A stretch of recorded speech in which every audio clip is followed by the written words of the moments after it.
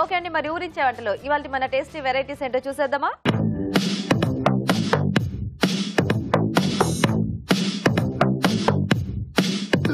Okay అండి, మరి మన ఇద్దరు పార్టిసిపెంట్స్ రెడీగా ఉన్నారు. సో ఫస్ట్ పరిచయం చేసుకున్నాక ఇవాళ టేస్టీ వెరైటీస్ చూద్దాం. హాయ్ అండి. మీ పేరు? సిరివల్లి. శ్రీవల్లి. సిరివల్లి. ఎక్కడి నుంచి వస్తున్నారు? గచ్చిబౌలి. గచ్చిబౌలి. ఓకే. హాయ్ అండి. మీ పేరేంటి? రజని. మీరెక్కడి నుంచి? గచ్చిబౌలి. Same place. పరిచయం ఉంది మీ ఇద్దరికైతే? తోటికోడళ్ళా? ఓ నైస్. సో రెడీయా మరి ఇద్దరు వంటలు చేయడానికి? బాగా చేస్తారా ఇద్దరు వెరైటీస్? మీ ఇద్దరేనా ఇంకా ఉన్నారా? ఇద్దరే తోటికోడళ్ళు. Very good. సో ఈ రోజు మీకు నేను ఇస్తున్న మెయిన్ ఇంగ్రీడియంట్ ఏమిటి అంటే జీడిపప్పు. అయ్యో ఎంత ఈజీయో కదా. సో జీడిపప్పు లేకుండా మనము అంటే కోర్స్ లేకుండా కూడా చేసుకోవచ్చు, కానీ మోస్ట్లీ అన్నిట్లో అలా జీడిపప్పు పలుకుల్లో వేయటము, జీడిపప్పు పేస్ట్. ఇప్పుడు స్వీట్స్ అంటే ఖచ్చితంగా జీడిపప్పులతో చేసేస్తూ ఉంటారు అందరూ.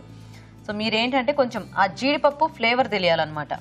అంటే మనం పేస్ట్లా వేసుకుంటే కొద్దిగా టేస్ట్ ఎలా బాగా తెలుస్తూ ఉంటుంది, ఆ టైప్లో చక్కగా జీడిపప్పు టేస్ట్ బాగా తెలిసేలాగా వంటలు చేయాలి. ఓకేనా? సో నేను టైమర్ ఆన్ చేస్తాను, మీరు చక్కగా వంటలు ప్రిపేర్ అవ్వండి. ఎవరు ఫస్ట్ ప్రిపేర్ అయితే నాకు చెప్పండి, నేను అప్పుడు టైమర్ ఆఫ్ చేస్తా, వాళ్ళు ఫస్ట్ వంట చేస్తారనమాట.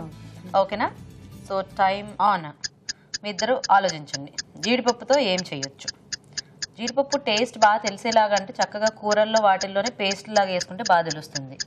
జీడిపప్పు హల్వా కాదు, జీడిపప్పు హల్వా కాదు, బాదం హల్వా. అది జీడిపప్పు హల్వా కూడా చేసుకోవచ్చు. కాజు కాకరకాయ. కాజు కాకరకాయ. రజనీ గారు ఏదో వెరైటీ కాంబినేషన్ చెప్పారు తొందరగా ఆలోచించి. కాజు కాకరకాయ, అది చేదు, ఇదేమో కొంచెం కమ్మగా ఉంటుంది కదా. సో ఈ రెండింటి కాంబినేషన్ అనమాట. కానీ ఇప్పటిదాకా ఈ కాంబినేషన్ ఎవరు చేయలేదు తెలుసా, మీరే ఫస్ట్. టేస్టీగా ఉంటుందా? కాజు కాకరకాయ ఏంటి, ఫ్రైయా కర్రీయా? కర్రీ. Okay okay. మరి కాజు కాకరకాయ కర్రీ తయారీకి కావాల్సిన పదార్థాలు ఏంటో ఒకసారి చూద్దాం. కాజు కాకరకాయ కర్రీ తయారు చేయడానికి కావాల్సిన పదార్థాలు: జీడిపప్పు 1 కప్పు, ఉడికించిన కాకరకాయ ముక్కలు 2 కప్పులు, తరిగిన ఉల్లిపాయ 1, తరిగిన టొమాటో 1, ఎండు కొబ్బరి పొడి 1/2 కప్పు, బెల్లం కొద్దిగా, ఉప్పు తగినంత, కారం తగినంత, అల్లం వెల్లుల్లి పేస్ట్ 1 టీ స్పూన్, చింతపండు గుజ్జు తగినంత, ధనియాల పొడి 1 టీ స్పూన్, కొత్తిమీర కొద్దిగా, కరివేపాకు 2 రెమ్మలు, నూనె 3 టేబుల్ స్పూన్లు. ఓకే అండి, మరి తయారీకి కావాల్సిన పదార్థాలన్నీ చూసారు కదా. సో రజనీ గారు మొదలు పెడదామా? ఓకే.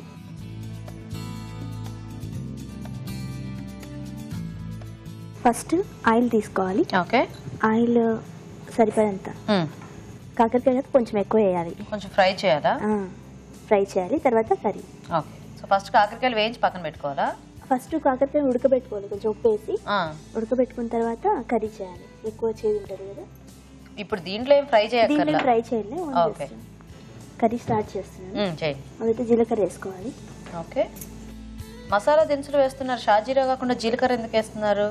జీలకర్ర డైజెషన్ బాగుంటుంది, టేస్ట్ కూడా బాగుంటుంది. మసాలా దినుసులు ఇందులో యాడ్ చేయరా? అవి పేస్ట్ లోకి. Okay okay. సో పోపులో ఓన్లీ జీలకర్ర. తర్వాత ఆనియన్ వేసుకోవాలి. ఓకే.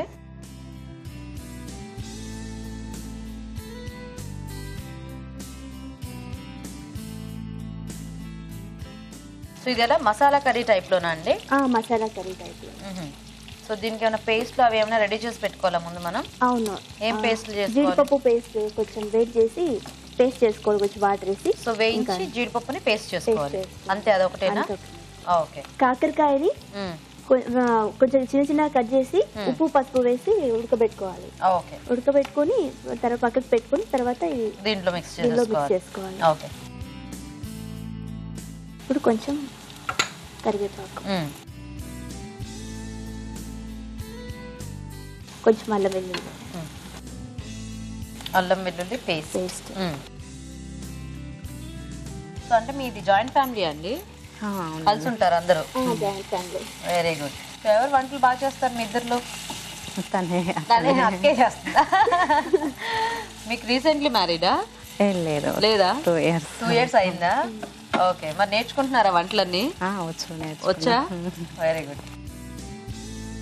ఇప్పుడు కాకరకాయ. సో ఉడికించేసుకుని కాకరకాయ.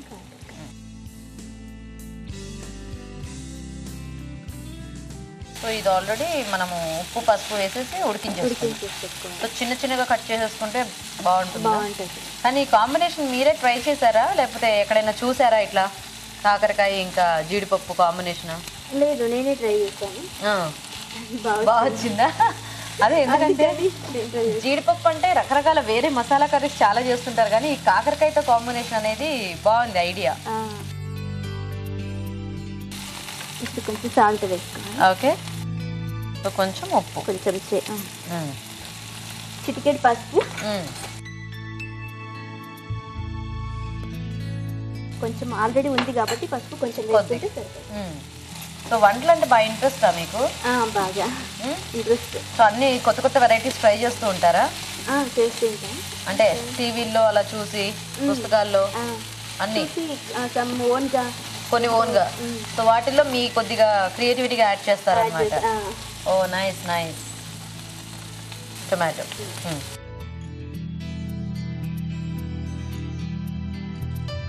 మీరు ఏమైనా వర్క్ చేస్తారండి లేకపోతే ఇంట్లోనేనా?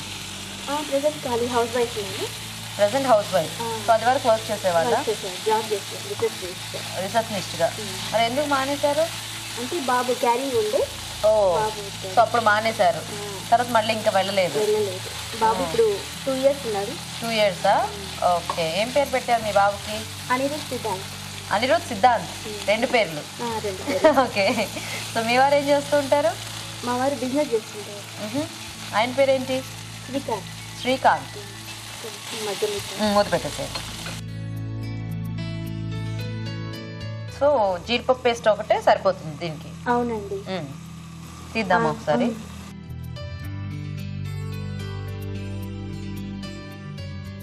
కొబ్బరి వేసుకున్నాం.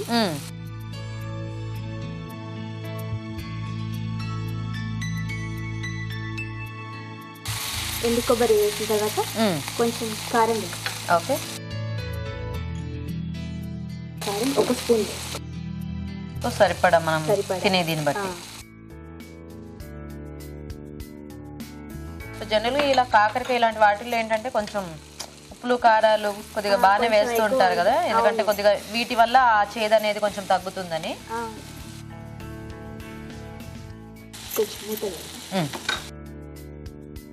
సో ఇంక ఇది ఫైనల్గా మగ్గితే మనం పేస్ట్ యాడ్ చేసుకోవటమేనా? కొన్ని వాటర్ వేసుకొని. ఓకే, చూసుకోండి ఎన్ని కావాలో. చాలు.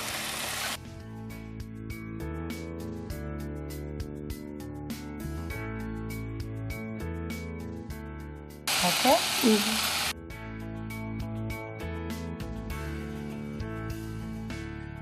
సో కాసేపు వెయిట్ చేద్దామా? చూద్దామా? చూద్దాం. ఓకే. ఓకే, ఇప్పుడు మనం జీడిపప్పు పేస్ట్ గ్రైండ్ చేసి పెట్టుకున్నాం కదా, దాంట్లో యాడ్ చేసుకోవాలి. ఇందులో ఇంకేమైనా వేసారా? లేదు, ఓన్లీ జీడిపప్పు కొంచెం వేయించి. మరి అలా నల్లగా ఎందుకు వచ్చింది? వేయించడం వల్ల కొంచెం ఓకే ఓకే వేయండి.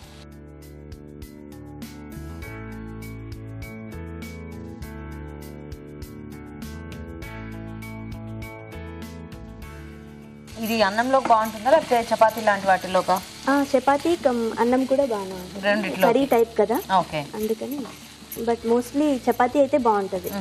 ఇప్పుడు కొంచెం బెల్లం వేసుకోవాలి, ఎందుకంటే అది చేదు ఉంటుంది కదా. అవును, తగ్గిపోతుంది. సో జనరల్ గా కాకరకాయ పులుసులో కంపల్సరీ బెల్లం వేస్తారు. మీరు వెరైటీగా కర్రీలో కూడా యాడ్ చేస్తారు. Nice nice. సో ఇట్లా అన్ని వేసి చేస్తే అప్పుడు ఇవి తింటుంది అనమాట, చేతి తగ్గుతుంది కాబట్టి. అంతేనా? లేకపోతే తినరు కదా. లేకపోతే తినరు. ఇప్పుడు కొంచెం చింతపండు రసం వేసుకుందాం. ఆల్రెడీ మనం టమాటో ఇది యాడ్ చేసుకున్నాం కదా, మళ్ళీ అయినా కూడా చింతపండు వేసుకోవాలా? లాస్ట్ లో కొంచెం టేస్ట్ కోసం. ఓకే, లైట్ గా 1 స్పూన్.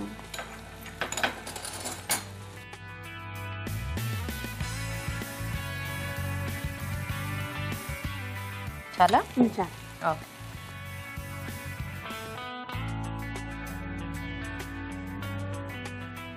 ఇప్పుడు మూత పెట్టేసేయండి. మూత పెట్టేసి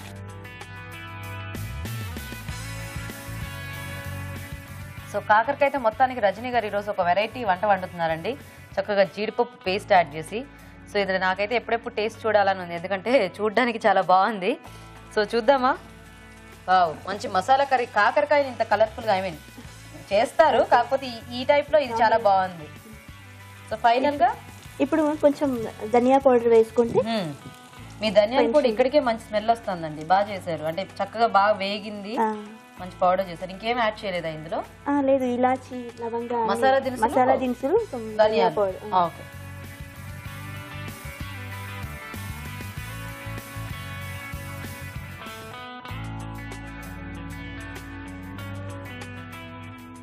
ఓకేనా? అయిపోయింది. కొంచెం కొత్తిమీర.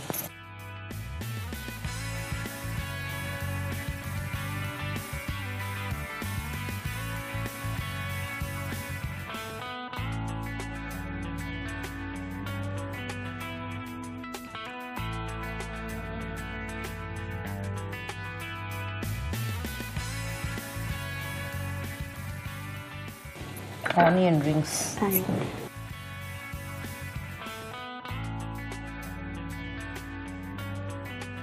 కర్రీ ఇప్పుడు రెడీ అయిపోయింది. ఓకే, సో మీ చెల్లి వంట కూడా అయ్యాక అప్పుడు టేస్ట్ చూద్దాం. ఓకేనా? వెయిట్ చేద్దాం కాసేపు. ఓకే అండి, మరి చూసారు కదా చక్కగా కాకరకాయతో వెరైటీ రెసిపీ రెడీ అయిపోయింది. టేస్ట్ చూసే ముందు కాకరకాయ కాజు కర్రీ తయారీ విధానం ఎలాగో ఇంకోసారి చూద్దాం. కాజు కాకరకాయ కర్రీ తయారు చేసే విధానం: ముందుగా జీడిపప్పు వేయించి మిక్సీ పట్టి పేస్ట్ సిద్ధం చేసుకోవాలి. ఒక పాన్ లో నూనె వేసి జీలకర్ర, ఉల్లిపాయ ముక్కలు, కరివేపాకు, అల్లం వెల్లుల్లి పేస్ట్ వేసి వేయించాలి. దీనిలో ఉడికించిన కాకరకాయ ముక్కలు వేసి వేగనివ్వాలి. తర్వాత ఉప్పు, పసుపు, టొమాటో ముక్కలు వేసి మరి కాస్త వేగనివ్వాలి. ఆ తర్వాత ఎండు కొబ్బరి పొడి, కారం వేసి కొద్దిగా నీళ్లు పోసి ఉడకనివ్వాలి. తర్వాత జీడిపప్పు పేస్ట్, బెల్లం, చింతపండు గుజ్జు వేసి కాస్త మగ్గనివ్వాలి. చివరిగా ధనియాల పొడి, కొత్తిమీర వేసి బాగా కలిపి సర్వ్ చేసుకుంటే కాజు కాకరకాయ కర్రీ రెడీ.